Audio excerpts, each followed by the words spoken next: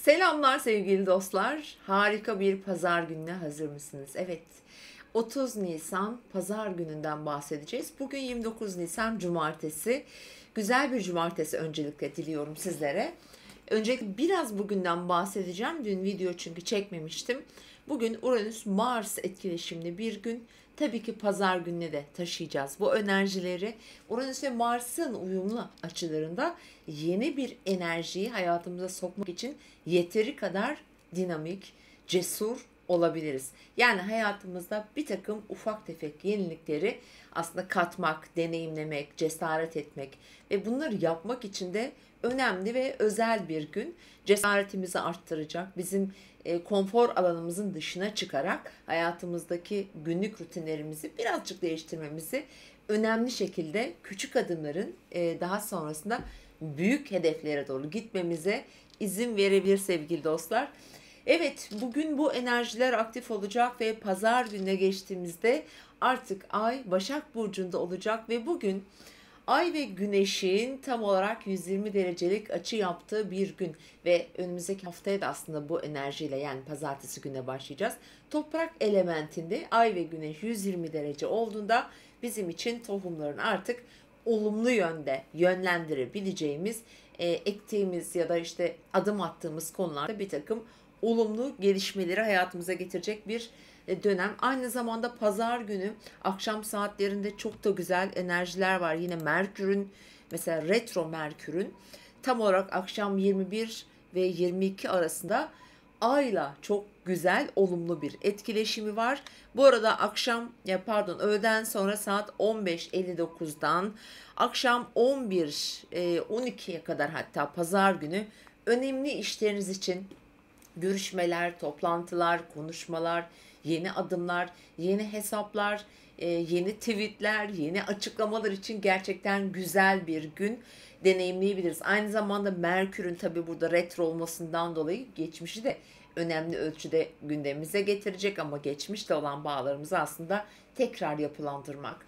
Mesela diyelim ki o olumsuz giden bir ilişkiyi tekrar şöyle bağlamak, hayata tutunmak için değerlendirebiliriz. Önemli iş görüşmeleri, teklifler için, yine bizim için hayatımızda önem taşıyan projeleri aktifleştirmek için. Bu konuda biraz parantez açmak istiyorum. Sevgili kıymetli danışanlarım arasında yine bu hafta mesela işle ilgili gelişmeler bekleyenler vardı. Bana sormuşlar işte tutulmayla. Şimdi şu an iki tutulma arasındayız bu arada, bunu unutmayalım. İşte tam olarak ayın fazı da büyüyor. Mesela bu hafta çok önemli gelişmeler, neticelenmeler, sonuçlar getirebilir ve bunların etkilerini pazar gününden itibaren hissedebiliriz sevgili arkadaşlar. Tabii ki toprak elementi olduğunda hem burada bir başak etkisi var, tabii ki daha titiz, daha derin, biraz daha teknik ve mekanik, mesela biraz daha detaya inmemiz gerekiyor. Daha disiplinli bazı şeyleri araştırmamız, görmemiz gerekebilir. Bu anlamda da gökyüzü bize yararlı etkiler veriyor. Gerçekten çok disiplinli olabilirsek eğer önemli sonuçlanmalar alabiliriz. Çünkü zaten bu hafta pazar gününe itibaren artık dolunayın da yavaş yavaş etkisine girdiğimiz için tabii ki çok ciddi sarsıcı gelişmeleri de getirecek. Sonuç olarak Akrep kaotik bir burç, kriz deneyimletir. Ve daha geçen 2 hafta önce de söylemiştim ama tekrar etmek çok istemiyorum. Kayıplarla da ilgilidir. Bazı şeylerin sonlanması ve yeniden dirilmesi veya yeniden başlaması adına önemlidir. Dolayısıyla da böyle krizlere de tabii ki açık olduğumuz bir zaman bunlara da hazır olalım. Bir şeyleri bitirmek zor gelir her zaman. Bir şeyin sonlanması bize alışılmışın dışına çıkmak istediğimiz için ya da güvenlik alanımızın dışına çıkacağımız için, mesela iş değiştirmek, özellikle bu ekonomik şartlarda gerçekten çok da güvenilir adımlar atmak istiyoruz haliyle. Fakat Akrep sonlandırma enerjisi taşır ve bugün mesela pazar günü biraz ileri düşünerek hareket edin. Eğer bitmesi gerekiyorsa bir şeyin artık bitmesi lazımdır ve bugün olumlu bir gün.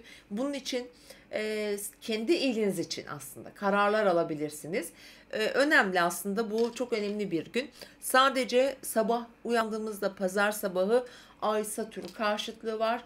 Bu işte bizi biraz karamsarlığa götürebilen, zaman zaman kendimizi zor durumda, sıkışmış hissettiren bir açıdır. Ve tabii aile büyükleri, otorite figürleri ile ilgili bir takım zorluklar da getirebiliyor genellikle. Ama gün genelinde gerçekten pozitif etkilerin olduğu bir gün. Başak Burcu Merkür yönetiyor. Ay Başak'ta. Tabii ki bizim için para burada yine önemli olacak. Birikimler, yatırımlar veya geçimle ilgili konular, sağlık, sağlık sektörü. Efendim bu anlamda biraz daha titiz ve detaylı olabiliriz. Daha derin düşünebiliriz. Çünkü Akrep Dolayı'na gidiyoruz ya. Bu anlamda daha kaygılı da hissedebiliriz. Yani endişe, huzursuz bir yapı verir genellikle. Hem Başak ay hem Başak'ta hem de Akrep günlerine gittiğimiz için.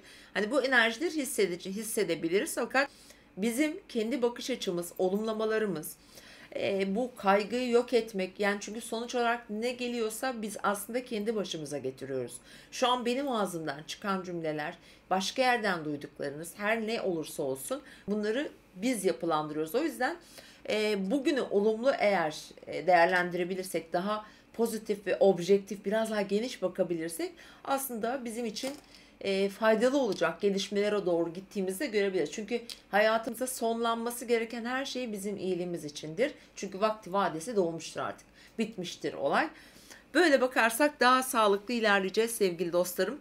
Hani genel olarak şöyle biraz daha detay vermem gerekirse mesela Ay Başak Burcu'nda olduğunda genellikle bugün mesela uzak hedefler, seyahatler, iş projeleri, iş bağlantıları, farklı ülke ve kültürlerle ilgili konular, yabancı para birimleriyle ilgili gelişmeler, bunlar pazartesi günü de zaten gündemimizde olacaktır. Hani ülke için baktığımızda tabii bizim ya da dünya üzerine baktığımızda yine genel sağlıkla ilgili konular, önemli insanların sağlık durumlarının da burada aslında söz konusu olabileceğini söyleyebiliriz. Çünkü akrep günlerine giderken sağlığa biraz daha özen göstermek gerekiyor. Görülmemiş, duyulmamış şeylerin ortaya çıkacağı zaten bir hafta yaşayacağız hepimiz. Zaman zaman da görüyorsunuz zaten enteresan bitişler, büyük mesela uzun ilişkilerin bitişi. Böyle şeyleri de deneyimleyeceğiz, göreceğiz. Ay Aslan Burcu'ndaydı biliyorsunuz 2 günden beri. Biliyorsunuz sanat camiası ön plandaydı ve ülkemizde de ünlü insanların özel hayatları ile ilgili önemli de böyle sonlar, bitişler ya da kaoslar duyduk. Şimdi Başak olduğuna göre bu 2 gün bizim için daha çok hem dediğim gibi iş, sağlık konuları, parayla ilgili konular, seyahatler veya belki başvurular olabilir. Yine bunlar bizim gündemimizde olacak. Tabii bugünden özellikle çok güzel bir gün gerçekten. Şu saatleri ben bir daha vereceğim arkadaşlar. Ay Güneş üçgeni tam olarak 16:59 17:59'da. Akşam saat 21 ve 22 arasında Ay Merkür üçgeni var. Eski ilişkilerinizi iyileştirebilir, önemli adımlar atabilir. İleriye dönük temelleri tekrar sorgulayabilirsiniz. Çünkü sorgulama zamanı, eleme zamanı, kritik etme zamanındayız. Böyle bir gün. Toprak elementi burçlar bugün daha olumlu etkileri alacaktır. Özellikle Başaklar, Boğalar, Oğlaklar için daha pozitif bir gün olabilir. Bilhassa bu saatleri ve şimdi vereceğim saatleri eğer hani kullanabilirseniz, uygun düşerse bence çok da mantıklı olacaktır. Mesela ilk saatimiz sabah 7:13 8:21 arasında. Fakat o saatlerde Ay Satürn karşıtlığı da var. Zorlayıcı olabilir. Yine de temkinli olun. Ama bizim için en güzel saatlerden bugün 2 tanesi gerçekten çok faydalı. 15, 11, 16, 19. Bakın çok sizin için önemli bir konuyu biriyle konuşmak için mükemmeldir. Sonuç almak ve istediğiniz yönde bir şeylerin gelişmesini beklemek için toplantılar için de harikadır.